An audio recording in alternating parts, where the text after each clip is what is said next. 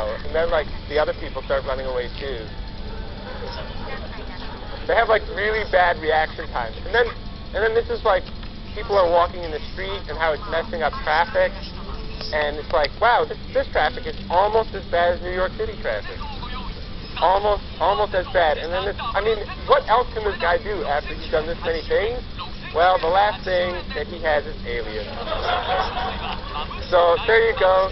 Just to show that everybody likes to have a little bit of fun with pathing and navigation. So let's talk a little bit about the things that we saw in those videos and how they apply to battle code. So there's a whole question of centralized versus decentralized control. And in the ones that we saw, they weren't centralized. So I'm going to show you examples in battle code of both of those. Now, if it's, those can have impacts on whether there's a radio attack possible, whether, your strategy is going to be vulnerable to that, whether it's like a map-dependent strategy, because maybe on a centralized controller works really well if it's a tiny map, but maybe if it's a huge map, you've got to start having multiple swarms that are independent. And talking about distributing information is another thing to worry about.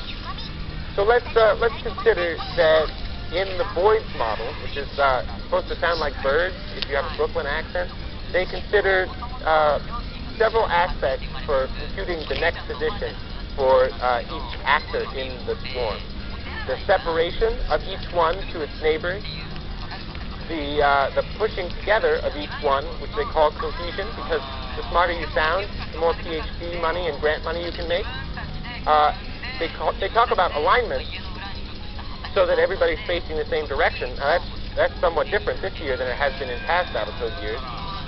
And then I guess they don't talk too much about it, but they consider the later effects of group splitting and lane creep, which we saw today.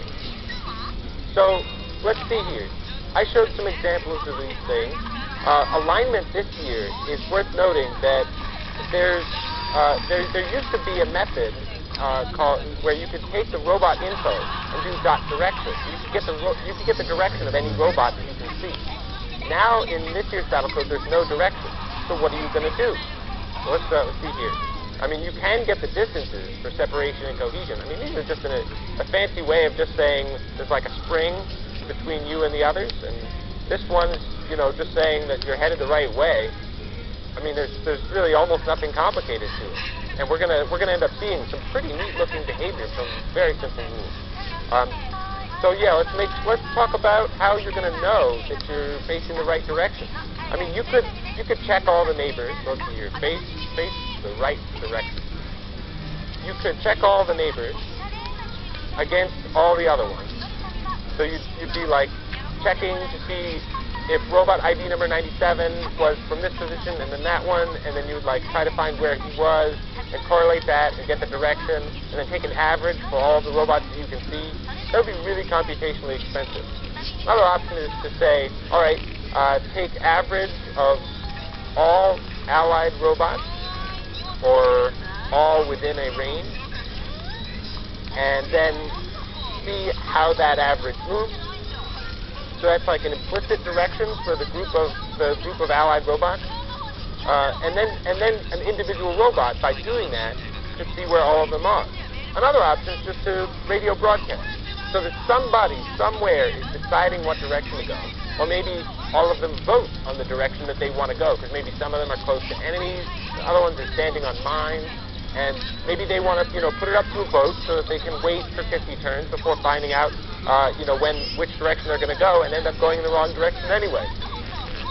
Or they could have a recount and anything. It could be really fun. You could do like a whole political simulation. So here are some considerations when you're talking about central control versus the group mind, where the central controller, you need a leader. And so leaders have to have elections, and they also can die, and sometimes they get lost. So those are things to worry about when you have a leader. That means that the headquarters is a good choice. And so if you can do all of your computations in one place, I mean, that's That's much more efficient.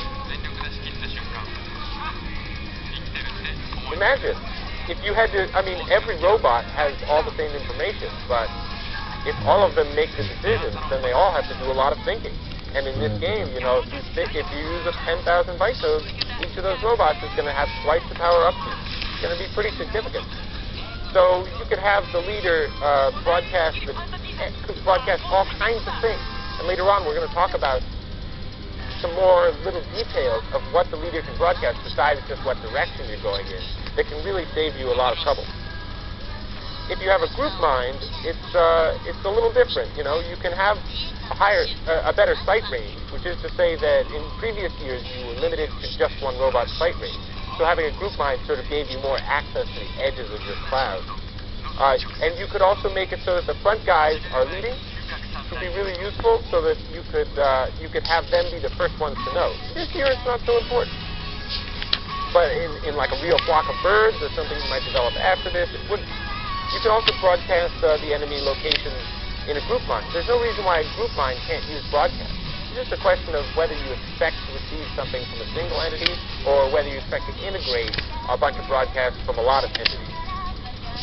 Broadcasting is becoming cheaper and cheaper now that the read cost has been decreased from 0.01 to 0.003. We've also increased the number of channels in the latest release so that your broadcasts are more secure against radio attacks, at least those spamming attacks.